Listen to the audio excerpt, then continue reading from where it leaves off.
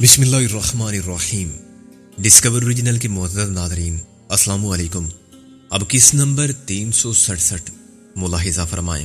بعد میں راجہ نے بتایا کہ ہم زبان ہونے کے علاوہ اس نے خود کو ہم پیشہ بھی ثابت کر دیا تھا۔ یہ کہا تھا کہ اس کی اپنی ٹیکسی ہے مگر وہ تھانے میں بند ہے کیونکہ اس کی ٹکر سے ایک ٹریفک سارجنٹ کی موٹر سائیکل گر گئی تھی۔ نازو گھر پر اکیلی تھی۔ مجھے دیکھتے ہی وہ پھٹ پڑی۔ آگے سکندر اعظم ثانی۔ میں تو سمجھی تھی کہ اب بندرگاہ فتح کر کے ہی آؤ گے، لیکن صورت سے لگتا ہے کہ خبردار جو صورت کو کچھ کہا، لاکھوں میں ایک پائی ہے۔ میں نے چارپائی پر گر کر کہا، غالب نہیں ہوں میں، بھیا تمہارے لیے سخت پریشان تھے۔ نازو کا غصہ جاگ کی طرح بیٹھ گیا۔ اور تم پریشان نہیں تھی؟ میں نے کہا، صورت سے تو ایسا لگتا ہے خبردار جو صورت کو کچھ کہا۔ وہ چیخ کے بولی، لاکھوں میں ایک پائی ہے، رابعہ نہیں ہوں میں۔ میرے ساتھ راجہ بھی ہنسنے لگا۔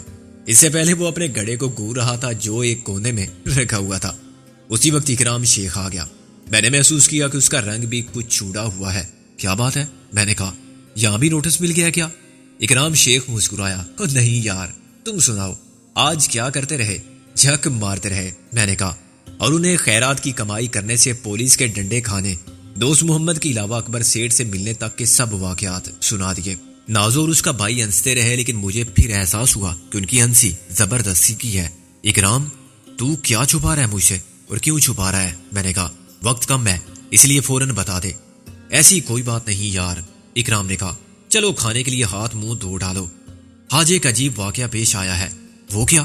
آج نازو نے کھانا پکایا ہے۔ وہ رونی شکل بنا کے بولا، اور ہم سب کو وہی کھانا پڑے گا۔ پھر تو منہ دھونے کی بجائے میں وضو کر لوں اور اللہ سے اپنے گناہ تو بخشوا لوں۔ میں نے کہا، میں ہر اشتعال انگیزی کو نظر انداز کرنے کا فیصلہ کر چکی ہوں اور دل شکستہ ہو کے رونے والی بھی نہیں ہوں۔ وہ بولی، دسترخوان پر بیٹھتے ہی مجھے اندازہ ہو گیا کہ نازو امور خانہ داری میں صفر ہے۔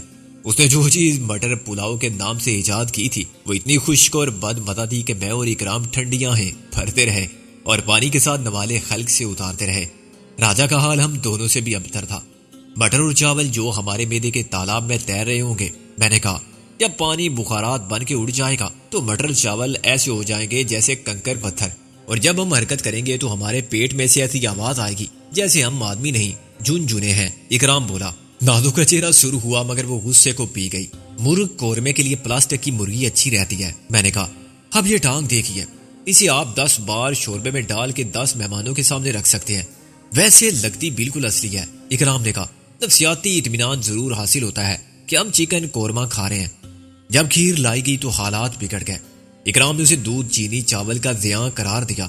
محکمہ خوراک کو ذمہ دار افراد کے خلاف ایکشن لینا چاہیے جو دونوں کو ضائع کرتے ہیں، کھانے کو بھی اور کھانے والے کو بھی۔ یہ کھیر ہے کہ تیر ہے جو کلیجے میں جا کے لگتا ہے؟ یہ ٹیڑھی کھیر ہے۔ میں نے کہا، اسے کھا کے آدمی ٹیڑھا ہو جاتا ہے، کتے کی دم کی طرح، پھر اسے 12 برس تک نلگی میں ڈال کے رکھنا پڑتا ہے۔ کسے؟ کھیر کو؟ نہیں، کھیر پکانے والے کو۔ میں نے کہا۔ اس کے بعد نازو کا حوصلہ جواب دے گیا، تم سب بدتمیز جنگلی اور چڑیا گھر میں رہنے کے لائق ہو جانور ہو، تم کو انسانوں والی یہ خوراک راس نہیں آ سکتی۔ اس نے دسترخوان کا ایک کونا پکڑا اور سارے برتن الٹ دیے۔ راجہ بیچارہ نازو کو سمجھا نہیں تھا۔ اس نے کہا، ارے دیکھیے، اور دوسرے لمحے وہ ہوا میں 2 کلابازیاں کھاتا کونے میں جا گرا۔ اکرام شیخ بڑا بھائی تھا اور نازو میری طرف ہاتھ بڑھاتی تو خود وہاں نظر آتی جہاں اکرام لیٹا ہوا کرا رہا تھا۔ چنانچہ نزلہ بر عضو ضعیف۔ اس کے غصے کا نشانہ راجہ بن گیا۔ اس نے مسالت کندہ کے فرائض سنبھالنے کی کوشش کی تھی۔ آدھے گھنٹے بعد جب ہم اپنی ہنسی پر قابو پانے، نازو کو منانے، راجہ کو تسلی دینے میں کامیاب ہوئے تو میں نے گھڑی دیکھی۔ اب مجھے واپس جانا ہے۔ Fish harbour. میں نے کہا، دل جانی سے ملنے؟ میں تجھے لے چلتا ہوں۔ اکرام شیخ اٹھ کھڑا ہوا۔ میں بھی چلتا ہوں۔ راجہ بولا، کوئی ضرورت نہیں۔ میں نے اسے ڈانٹ کے کہا۔ وہ نروس ہونے لگا۔ اسے یہ بات عجیب سی لگ رہی تھی کہ ہم اسے نازو کے ساتھ گھر میں اکیلا چھوڑ کے جا رہے تھے، مگر یہ بات ہم ہی سمجھ سکتے تھے کہ نازو کو کسی سے خطرہ لاحق نہیں، خصوصاً راجہ جیسے نوجوان سے۔ اس کے علاوہ میں راجہ کو اتنا ہی قابل اعتماد سمجھنے لگا تھا جتنا اپنے دوسرے ساتھیوں کو۔ تم نازو کا خیال رکھو گے، اکرام شیخ نے کہا۔ مگر میرا خیال کون رکھے گا؟ وہ ایسے مظلوم لہجے میں بولا کہ مجھے غالب اشاعت آ گیا۔ وہ نازو کو چھیڑتا تھا، جانتا تھا کہ اس چھیڑ خانی کا انجام کیا ہوگا، مگر اس کی چاہت کا انداز نہیں بدلتا تھا۔ نازو بی بی، تم راجہ جی کو بریف کرو۔ میں نے کہا، انہیں MRS کے موضوع پر ایک مکمل معلوماتی لیکچر دو۔ اور ہاں مسٹر راجہ، میں نے تم سے ایک وعدہ کیا تھا اکرام دوسرے کمرے میں ٹیکسی ڈرائیور کی وردی پہن رہا تھا۔ میں نے تخت کے نیچے سے سوٹ کیس نکالا اور کھول کے راجا کے سامنے رکھ دیا۔ 5 لاکھ پورے کرنے کے لیے تم اس میں سے جتنی رقم چاہو لے لو، 2.5 لاکھ سے زیادہ کی ضرورت پڑے تب بھی کوئی خرچ نہیں۔ میں نے سوٹ کیس کو ایسے ہی کھلا چھوڑ دیا۔ راجا سکتے کے سی عالم میں کھڑا رہا۔ یہ جعلی نوٹ نہیں ہے راجا جی، میں یہ رقم نہیں لوں گا۔ وہ سپاٹ لہجے میں بولا، تمہارا تو باپ بھی لے گا، میں نے کہا، اور اکرام کے ساتھ باہر نکل گیا۔ یہ کیا ڈرامہ ہو رہا تھا؟ اکرام نے کہا، راجا جی یہ کو کاف کی پری کے چکر میں ہے۔ پری ایک لالچی دیو کی قید میں ہے، اس کی شرط ہے کہ 5 لاکھ لاؤ اور پری کو لے جاؤ۔ راجا اس لیے بھیک مانگتا تھا، چوری ڈکیتی اسمگلنگ کرتے ہوئے ڈرتا تھا۔ ویسے پری کا اصلی نام پروین ہے۔ ایک اور مریض عشق کی اکرام نے سر پر ہاتھ مارا۔ یہ MRS تو جاں باز عاشقوں کی انجم بنتی جا رہی ہے، اس لیے تمہاری ممبرشپ آنرری ہے۔ مکمل رکنیت حاصل کرنے کے لیے ضروری ہے کہ تم بھی کسی کے عشق میں پاگل ہو جاؤ۔ اتنے پاگل کہ خیر مثال میں کیا دوں، تم تو پاگلوں میں گھرے ہوئے ہو۔ ابھی وہ لڑکی پیدا نہیں ہوئی جو مجھے پاگل کر سکے۔ ترمیم، وہ لڑکی دریافت نہیں ہوئی، میں نے کہا۔ پیدا تو ہو چکی ہے اور جوان بھی ہو چکی ہے، بس اس کے تمہارے سامنے آنے کی دیر ہے۔ پھر دیکھنا، ہم بھی دیکھیں گے، دنیا بھی دیکھے گی۔ اکرام نے ٹیکسی سٹارٹ کی۔ یار وہ آج میں نے تمہارے وکیل دوست سے بات کی تھی۔ اچھا ہوگی بات؟ میں نے دلچسپی سے کہا، کیا خبر ہے؟ خبر اچھی بھی اور بری بھی، وہ بولا۔ میں نے نازوں سے بھی ذکر نہیں کیا ابھی تک، اسے شک بہرحال ہو گیا ہے۔ بری خبر پہلے سناؤ، میں نے مضطرب لہجے میں کہا۔ تمہارا وہ سرکس پلان ختم ہو گیا، اکرام نے کہا۔ محسن نے منظر کو فون پر بتایا کہ صرف وہ اور جولی بچے ہیں۔ خوف کی فرید نے مجھے یوں جکڑ لیا کہ میرا دل درد سے کرانے لگا۔ یہ تم کیا کہہ رہے ہو؟ انہوں نے رات کے وقت حملہ کیا تھا، اکرام نے کہا۔ کسی کو معلوم نہیں کہ وہ کتنے آدمی تھے۔ دھماکہ ٹریلر کے اندر ہوا، اس کے پر خچے اڑ گئے۔ اللہ بچانے والا ہے۔ محسن کچھ دیر پہلے ہی جولی کو اپنے ساتھ لے کے ڈاکٹر کے پاس گیا تھا۔ جولی کی طبیعت کچھ ٹھیک نہیں تھی اور وہ آواز میرے خلق میں پھنس گئی۔ اس کا مجھے بھی بہت رنج ہے، اکرام شیخ نے کہا۔ ہمارا استاد ٹیڈی ہمارے مشن پر قربان ہو گیا، شہید ہو گیا۔ ٹیڈی مر گیا؟ استاد ٹیڈی مر گیا؟ وہ شخص جو نیک محمد تھا وہ مر گیا۔ وہ شخص جس نے زندگی کی غلط روش کو صرف اس لیے ترک کر دیا تھا کہ وہ اپنے وطن کے دشمنوں کے خلاف جنگ میں ہمارا ساتھ دینا چاہتا تھا۔ وہ استاد ٹیڈی جو ایک محدود حلقے میں بدماش سمجھا جاتا تھا، احساس محرومی کا مارا ہوا جب اسے ہم سے عزت ملی، محبت ملی، پیار ملا تو اس کے اندر کا انسان جاگ اٹھا۔ وہ دریا دل ٹیڈی جو یاروں کا یار تھا، اس یاری پر اپنا سب کچھ قربان کرتا آیا تھا۔ شیلا کا منہ بولا بھائی، رابعہ کا بھائی، سب کو بھائیوں سے زیادہ چاہنے والا، سب سے زیادہ سختی جھیلنے والا، وہ مر گیا، ٹکڑے ٹکڑے ہو کے وطن کی مٹی میں مل گیا، اس کی خاک پر بکھر گیا۔ ہر فصل بہار میں نئے شگوفوں کی خوشبو میں شامل ہونے کے لیے، نئے پھولوں کے رنگ میں نکھرنے کے لیے، ہمیشہ زندہ رہنے کے لیے۔ تم ان کو مردہ مت کہو، کیونکہ وہ شہید ہی تو ہیں جو زندہ رہتے ہیں اپنی دوستی کی یادوں، قربانیوں اور خلوص کی نشانیوں کے ساتھ۔ میں نے محسوس کیا کہ میں رو رہا ہوں۔ ٹیکسی اب فش شاربر کے باہر کھڑی ہوئی تھی اور اکرام شیخ میرے کندھے پر ہاتھ رکھ کر مجھے تسلی دے رہا تھا، حوصلہ رکھنے کی تلقین کر رہا تھا۔ اس کے ساتھ ایک اور بہادر آدمی بھی تھا۔ میں نے آنسو پونچھ کر کہا، ہاں شیر علی نام تھا اس کا۔ اکرام شیخ نے کہا، وہ بھی شہید ہو گیا۔ جوریا کو کیا ہوا؟ میں نے اکرام کے اچانک خاموشی اختیار کرنے پر چونک کر کہا، بول یار، جوریا کے لیے تو نے کہا تھا کہ وہ زندہ ہے۔ ہاں اسے کچھ نہیں ہوا، اکرام شیخ نے کہا، مگر وہ اب ہمارے ساتھ نہیں ہے۔ محسن اسے ڈاکٹر کے پاس لے گیا تھا، وہاں اس پر ایک عجیب انکشاف ہوا، وہ ماں بننے والی تھی۔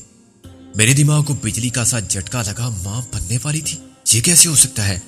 ڈاکٹر کو غلط فہمی ہوئی ہوگی۔ محسن کا بھی یہی خیال تھا، مگر ڈاکٹر نے کہا کہ اس میں کوئی شک کی بات نہیں۔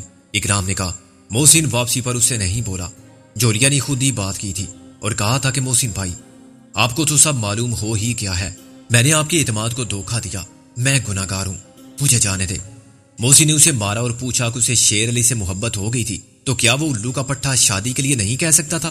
میں انکار کبھی نہ کرتا، میں ہوتا بھی کون انکار کرنے والا، مگر اب میں اسے نہیں چھوڑوں گا۔ یہ سب باتیں واپسی میں ہوئی تھی۔ جب محسن نے شیر علی کو گالیاں دی تو جولیا اس کے پیروں سے لپٹ گئی۔ وہ شیر علی کو پسند کرنے لگی تھی، مجھے بھی معلوم ہے، میں نے کہا۔ اسے محسن کو بتایا کہ چوری چھپے وہ شادی کر چکے ہیں۔ وہ شیر علی کے سامنے کلمہ پڑھ کے مسلمان ہو گئی تھی۔ اکرام شیخ نے کہا، نکاح کا بندوبست خود شیر علی نے کیا تھا، ان کا خیال تھا کہ ابھی وہ الگ رہیں گے، مگر شاید ایسا ممکن نہ ہوا۔ ہر آدمی کا نفس ایک شکاری ہے جو گھات میں رہتا ہے، اس نے کسی جذباتی کمزوری کے لمحے سے فائدہ اٹھا لیا ہوگا۔ جوریا کی وضاحت سے محسن مطمئن نہیں ہوا تھا۔ وہ شیر علی کو سزا ضرور دینا چاہتا تھا، مگر وہ واپس پہنچے تو ٹریلر جل چکا تھا۔ وہ شہر سے 40 میل آگے جنگل میں کھڑے ہوئے تھے۔ ٹریلر میں ریچھ اور بندر کا تماشا دکھانے والے بھی جل کے مر گئے، جانوروں سمیت۔ کسی کے بچنے کا سوال ہی پیدا نہیں ہوتا تھا۔ ٹریلر کے جو ٹکڑے ادھر ادھر بکھ رہے تھے ان سے جنگل میں بھی آگ پھیل گئی تھی۔ یہ منظر دیکھ کر جوریا کا دماغ الٹ گیا۔ وہ شیر علی کو پکارتی ہوئی بھاگی۔ موسی نے اسے روک تو لیا، مگر صرف جل کر خاک ہونے سے، صدمے سے ہونے والی دماغی خرابی کو وہ روک نہیں سکتا تھا۔ ہو میرے مالک، میں نے کرا کے کہا، کچھ لوگ کتنے بدقسمت پیدا ہوتے ہیں، کتنے مظلوم رہتے ہیں اور کتنی قابل رحم زندگی گزارتے ہیں۔ اس لڑکی کو موت کے منہ سے چھین کر لانے کے لیے ہم سب نے کیا نہیں کیا تھا، مگر کتنی مختصر زندگی کی یہ خوشی۔ باپ تو پہلے ہی نہیں تھا، ماں اس کی نظروں کے سامنے ماری گئی اور اب یہ ستم کے سہاگن بنتے ہوئے بیوگی ملی۔ ماں بننے کی خوشخبری نے اس کا سہاگ اجاڑ دیا۔ اب کہاں ہے وہ جہاں اسے ہونا چاہیے؟ اکرام شیخ نے کہا، تمہارا مطلب ہے پاگل خانے میں؟ اکرام نے اقرار میں سر ہلایا۔ محسن اسے کسی نہ کسی طرح منظر کے گھر میں لے جانے میں کامیاب ہو گیا تھا، مگر اس کی حالت ایسی نہیں تھی کہ منظر اسے رکھ سکتا۔ مجبوراً اسے ہاسپٹل منتقل کیا اور انہوں نے چند دن اپنے پاس رکھ کے پاگل خانے بھیج دیا۔ منظر نے کہا تو ہے کہ اس کا خیال رکھا جائے گا اور ہر ممکن علاج کیا جائے گا۔ وہ سارا خرچ دے گا اور اسے دیکھنے کے لیے آتا رہے گا۔ کیا اس کی کیفیت جنونی ہے؟ نہیں، وہ بس گم سم بیٹھی رہتی ہے، نہ بولتی ہے نہ کچھ سنتی ہے۔ کھانا پڑا رہتا ہے، جب بھوک لگتی ہے تو کھا لیتی ہے، جب نیند پر قابو نہیں رہتا تو گر کے سو جاتی ہے۔ بالکل ایک زندہ لاش ہو گئی ہے۔ ڈاکٹروں کا خیال ہے کہ شفا یابی کے امکانات معدوم نہیں ہیں، مگر 1-2 سال لگ سکتے ہیں۔ 1-2 سال؟ اور اس عرصے میں، ہاں اس عرصے میں وہ ماں بھی بنے گی۔ وہی اکرام نے کہا، یہ ہو سکتا ہے کہ بچے کی ولادت یک لخت اس کو احساس کی دنیا میں واپس لے آئے۔ ڈاکٹر اسی چانس پر انحصار کر رہے ہیں۔ غالب کے والد کا کوئی ڈاکٹر دوست ہے، غالباً جولیا کو اس کے گھر پہنچانے کی بات ہو گئی ہے، انکل زامن رضوی کی کوشش سے۔ میں نے اطمینان کا سانس لیا۔ کیا یہ بات شیلا کو بتائی گئی ہے؟ نہیں، وہ ہاسپٹل میں تھی۔ ٹھیک ہے، مطلب کہ اب نہیں ہے؟ نہیں، زچہ و بچہ خیریت سے ہے۔ اکرام مسکرایا، اور یہی دوسری اچھی خبر تھی۔ کیا ڈیڈی نے اسے دیکھا تھا؟ میں نے کچھ دیر بعد کہا۔ کسے؟ شیلا کو؟ اس کے بچے کے ساتھ؟ اکرام نے کہا، ہاں وہ اسی دن ہاسپٹل گیا تھا۔ سب کے منع کرنے کے باوجود وہ بہت خوش تھا کہ میں ماموں بن گیا۔ مجھے یاد ہے ایک بار پھر میری آنکھوں میں آنسو آ گئے کہ کس طرح ایک دن وہ اور غالب بھی اس بات پر تھے کہ میں بچے کا ماموں بنوں گا اور نام بھی میں رکھوں گا۔ اس کا نام ٹیپو رکھا گیا۔ اکرام بولا، چلو اس کی ایک آرزو تو پوری ہوئی، اب تم چاہو تو گھر جاؤ۔ اکرام نے نفی میں سر ہلایا، میں تمہارے ساتھ رہوں گا۔ فش ہاربر کے علاقے میں مچھلیوں کی باس ہوا میں نہیں، زمین کی مٹی اور دیواروں میں بھی رچ بس گئی تھی۔ ایک عجیب سی نم آلودہ فضا میں سمندر کی دنیا آباد تھی۔ مائی گیر، ان کے خاندان، مائی گیری کے ٹھیکے دار، ان کے ایجنٹ، مزدوری کرنے والے جال بادبان، مرمت کرنے والے، انجن مکینک، سرکاری محکمے کے اہلکار، سب مصروف کار تھے۔ ہر سائز اور شکل و صورت کی سینکڑوں کشتیاں، لانچیں روانہ ہو رہی تھی۔ دل جانی ابھی واپس نہیں آئی تھی۔ یہ سب رات بھر مچھلی پکڑیں گے اور صبح دم لوٹیں گے، اکرام شیخ نے بتایا، لیکن ان کی واپسی سے پہلے ہی ہر کشتی اور لانچ کا آکشن ہو جائے گا۔ کیا مطلب؟ کل دوسرے لوگ ہر کشتی اور لانچ خرید لیں گے۔ اکرام ہنسا، نیلام ان مچھلیوں کا ہوگا جو ہر کشتی اور لانچ لے کر واپس لوٹے گی۔ پھر واپسی سے پہلے نیلام کیسے ہوگا؟ کسی کو کیا معلوم کہ کون خالی ہاتھ آئے گا اور کون کتنی مچھلی لائے گا؟ یہی تو نیلام میں بولی لگانے والوں کا کمال ہے کہ وہ کبھی گھاٹے کا سودا نہیں کرتے۔ اکرام بولا، جب وہ بولی لگاتے ہیں تو ان کی پوزیشن وہی ہوتی ہے جو ریس کے گھوڑوں پر رقم لگانے والوں کی ہوتی ہے، جو جانتے ہیں کہ گھوڑا کس نسل کا ہے، اس سے پہلے کتنی بار جیت چکا ہے، جوکی کون ہے اور جوکی کا ریکارڈ کیسا ہے۔ لوگ یہ بھی جانتے ہیں کہ کون سی کشتی یا لانچ کی طرح گئی ہے اور اس موسم میں وہاں کس قسم کی مچھلی آتی ہے، جھینگے ملتے ہیں یا کیکڑے تو کہاں ملتے ہیں۔ اس کشتی اور لانچ کا عملہ یعنی ماہی گیر کون ہے، ان کا ساز و سامان کیسا ہے اور تجربہ کتنا ہے، پھر یہ کہ اس سے پہلے وہ اوسطاً کتنی اور کس قسم کی مچھلی لاتے رہے ہیں، یہ سب ذہن میں رکھتے ہوئے وہ بولی لگاتے ہیں۔ اور جیسا کہ کسی بھی نظام میں ہو رہا ہے، بولی لگانوں کے درمیان بھی ایک اچارہ دارانہ رجحان ہے۔ وہ جانتے ہیں کہ مچھلی ضائع ہو جانے والی چیز ہے، اسے سٹور نہیں کیا جا سکتا، اور خریدار وہی محدود لوگ ہیں۔ وہ ایک حد سے آگے نہیں جاتے اور عموماً آپس میں طے کر لیتے ہیں کہ تم فلاں لانچ کی بولی اتنی لگاؤ اور لے لو، مگر فلاں لانچ میری، سارا منافع تو یہی ٹھیکے دار اٹھاتے ہیں۔ مائی گیر غریب کو تو شب بھر کی بیداری اور محنت کا پورا صلہ تک نہیں ملتا۔ یہ استحصالی نظام تو ہر جگہ موجود ہے۔ میں نے افسوس سے سر ہلایا۔ آج کل غیر ملکی ٹریلر ہماری حدود میں گھس آتے ہیں۔ روسی بھارتی ٹریلر بین الاقوامی سمندر سے ہمارے سمندر میں آ کر مچھلیاں پکڑتے ہیں، اور وہ جدید ترین آلات سے لیس جہاز ہوتے ہیں۔ ظاہر ہے اسے چھوٹے ماہی گیر متاثر ہوتے ہیں، انہیں کم مچھلی ملتی ہے۔ اکرام شیخ نے کہا، جب نیوی یا کسٹم پولیس کی لانچ آتی ہے تو وہ بھاگ جاتے ہیں۔ پانی میں دیوار تو اٹھائی نہیں جا سکتی، کیا وہ صرف مچھلیاں پکڑتے ہیں؟ میں نے اس مسئلے کو اپنے طور پر دوسرے زاویے سے دیکھا۔ مچھلیوں کے ساتھ تو جال میں سب ہی پکڑے جاتے ہیں، ہر قسم کی سمندری مخلوق۔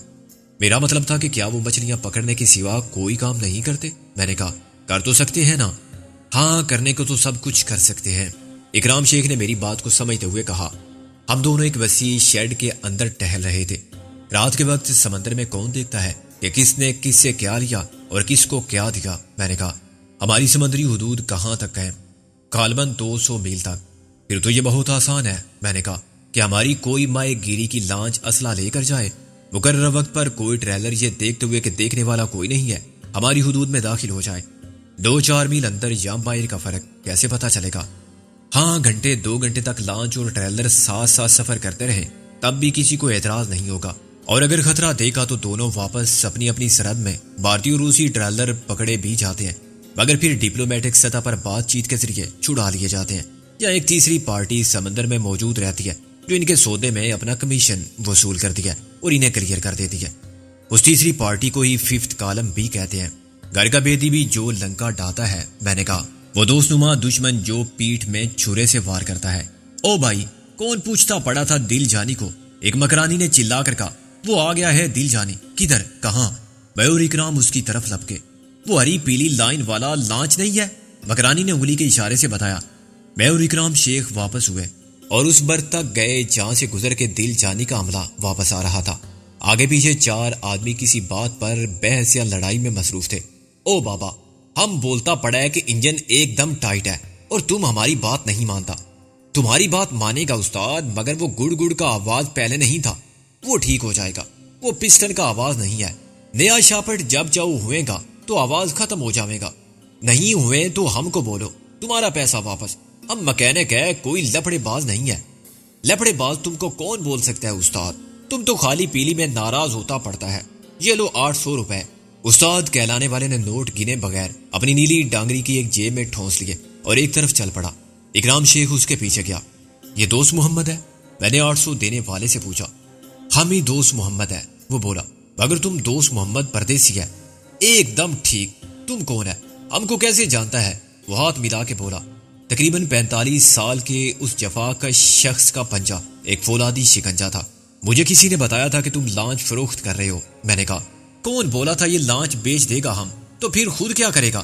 موڈ خراب ہو گیا۔ ڈوری ڈال کے مچھلی پکڑے گا کیا؟ اس کے دونوں ساتھی کہکا مار کے ہنسے۔ جاؤنی بابا، اس نے تم کو الو بنایا ہے، ایک دم چریا ہے، دوسرا بولا۔ دوست محمد پردیسی گرم ہو گیا۔ اڑے چلو ادھر سے، بک بک کرتا پڑا ہے۔ جب ہم بات کرتا ہے کسی شریف آدمی سے تو بیچ میں کیوں ٹانگ اڑاتا ہے؟ ابھی مارے گا چماٹ ایسا۔ دونوں ماتحت فوراً غائب ہو گئے۔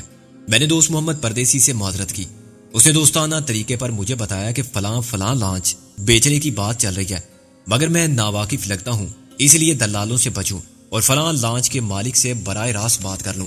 اس کو یقین تھا کہ میں کوئی اسمگلر ہوں یا اس کا ایجنٹ اور لانچ کو دبئی سے مال لانے کے لیے استعمال کروں گا۔ اس یقین کی وجہ یہ تھی کہ میں سورج سے مائی گیر بالکل نہیں لگتا تھا۔ میں دوست محمد پردیسی سے پیچھا چھڑا کے بھاگا۔ فیس شاربر کے باہر میں نے اکرام کو چار گیا۔ وہ دوست محمد کو گھیرے کھڑا ہوا تھا۔ لو، وہ آ گیا میرا دوست، اکرام نے کہا۔ ایک بار پھر میں نے کہا، تم دوست محمد ہو نا؟ Marine engineer. وہ ایک خشک مزاج بوڑھا آدمی تھا۔ میں نے اس کی عمر کا اندازہ 55-60 سال کے درمیان کیا۔ اس عمر میں بھی وہ قابل رشک صحت کا مالک تھا۔ یہ لوگ سمندر کی کھلی فضا میں رہتے تھے اور محنت مشقت کی زندگی گزارتے تھے۔ ان کی سب سے اہم غذا سمندری مخلوق تھی۔ مچھلی، جھینگے، کیکڑے کا سوپ کراچی کے ہر چینی ریستوران میں بڑے تکلف اور اہتمام کے ساتھ ملتا تھا اور ایک مہنگی ڈش تھا۔ اسی طرح فرائیڈ پران ایک پسندیدہ ڈش تھی، لیکن سمندر کی دنیا کے لوگ یہی چیزیں دن رات کھاتے تھے، پکا کے، بھون کے یا ابال کے، اور ضرورت پڑنے پر وہ کچی مچھلی بھی کسی کرائیت کے احساس کے بغیر کھا جاتے تھے۔ یہ پروٹین اور معدنیات سے بھرپور غذا ان کے جسم کو توانا رکھتی تھی۔ وٹامن اے اور ڈی کی کمی کا مکمل علاج، چنانچہ ان کی آنکھیں روشن اور جلد صحت مند رہتی تھی۔ ممکن ہے وہ بڑھاپے میں وٹامن بی کی کمی محسوس کرتے ہو، مگر اس سمندری آب و ہوا کی دنیا میں پپیتا بھی بکثرت استعمال ہوتا تھا اور لائم جوس بھی، چنانچہ وہ بیمار نہیں ہوتے تھے اور طویل عمر پاتے تھے۔ دوست محمد، میں تم سے ملنے کے لیے بہت دور سے آیا ہوں۔ میں نے تمہید باندھی۔ کہاں سے آئے ہو؟ وہ حیران ہو کے بولا۔ لاہور سے، میں نے کہا۔ خلاف توقع وہ چونکا نہیں۔ میں نے تم کو پہلے کبھی نہیں دیکھا۔ وہ بولا، کیا نام ہے تمہارا؟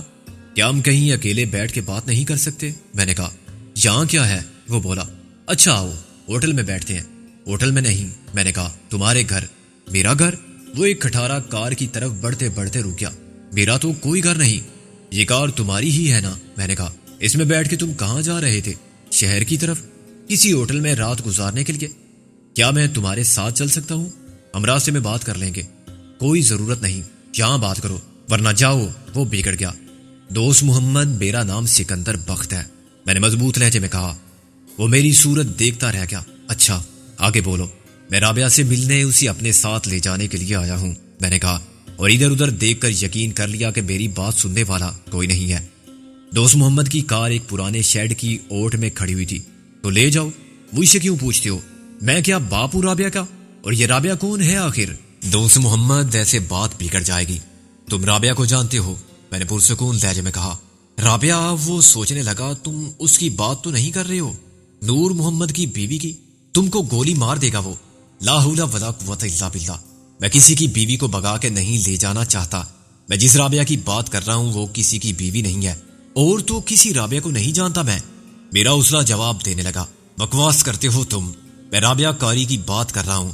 میں نے جیب میں ہاتھ ڈال کے رابعہ کی ایک تصویر نکالی، اس رابعہ کی جو تمہارے ساتھ رہتی ہے۔ دوست محمد نے تصویر لے کر روشنی کے رخ دیکھی۔ میں اس کی صورت کو غور سے دیکھتا رہا، لیکن مجھے دوست محمد کے چہرے پر الجھن، حیرانی کے سوا کچھ بھی نظر نہیں آیا۔ اس نے تصویر مجھے واپس کر دی۔ ہم قسم کھا کے بولتا ہے کہ ہم نے اس لڑکی کو کبھی نہیں دیکھا، تم بولتا ہے یہ ہمارے ساتھ رہتا ہے۔ دوست محمد نے اپنی زبان کے ساتھ اپنا لہجہ بھی بدل دیا تھا۔ شک پیدا کرنے کے لیے یہی چیز کافی تھی۔ میں نے ادھر ادھر دیکھا اور ریوالور نکال لیا۔ دوست محمد، تم کو بتانا ہی پڑے گا کہ رابعہ کہاں ہے۔ چلو اپنی کار میں بیٹھو۔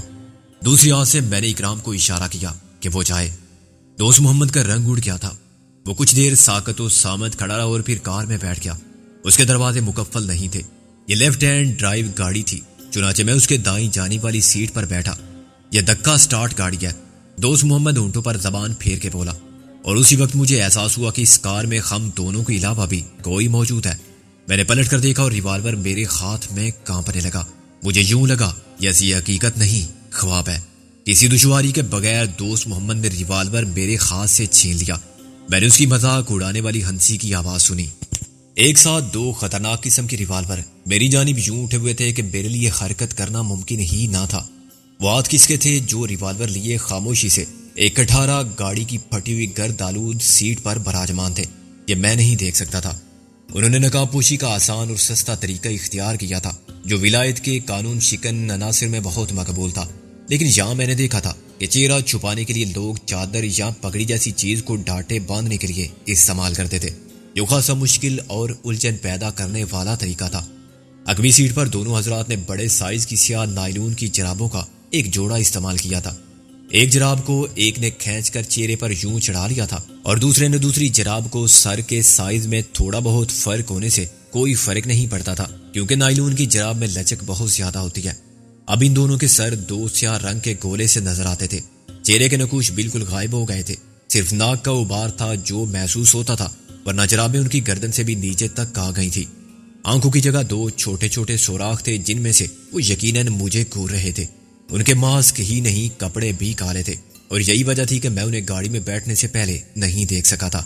مجھے امید بھی نہیں تھی کہ اس چھکڑے میں جو دور سے متروکہ املاک لگتا تھا کوئی میرے انتظار میں ہو سکتا ہے۔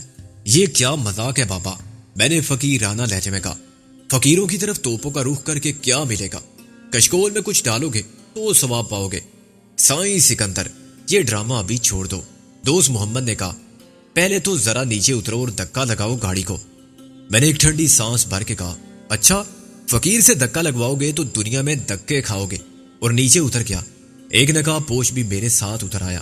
ویسے تو تم اکیلے ہی کافی تھے۔ میں نے اس کے ڈیل ڈول کو اوپر سے نیچے تک دیکھا۔ مگر کیا تمہیں یقین ہے کہ ضعیف و ناتواں گاڑی میں دم ہے؟ نہیں ہے تو دم ڈالو سائیں۔ دوست محمد بڑے خوشگوار موڈ میں بولا، کوئی وظیفہ پڑھ کے پھونک مارو کہ یہ راکٹ بن جائے۔ نقاب پوش نے اب ریوالور پتلون میں اڑس لیا تھا۔ غالباً وہ میرے بارے میں تفصیلی معلومات نہیں رکھتے تھے، ورنہ یہ ساری کبھی نہ لیتے۔ میں اپنے ساتھ دھکا لگانے والے کو 10 سیکنڈ میں ناکارہ بنا کے اس کا ریوالور حاصل کر سکتا تھا، لیکن مجھے ایک حیرت تمیز تجسس نے روک لیا۔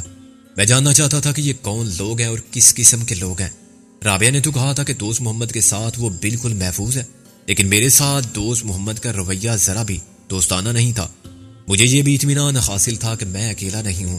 اکرام کہیں نہ کہیں سے یہ سب دیکھ رہا تھا، اور یہ ناممکن تھا کہ وہ ہمارا پیچھا نہ کرے۔ وہ ایک انتہائی ذہین اور مستعد پولیس افسر رہا تھا، چنانچہ مجھے اغوا کرنے والے اس کی آنکھوں میں دھول نہیں جھونک سکتے تھے۔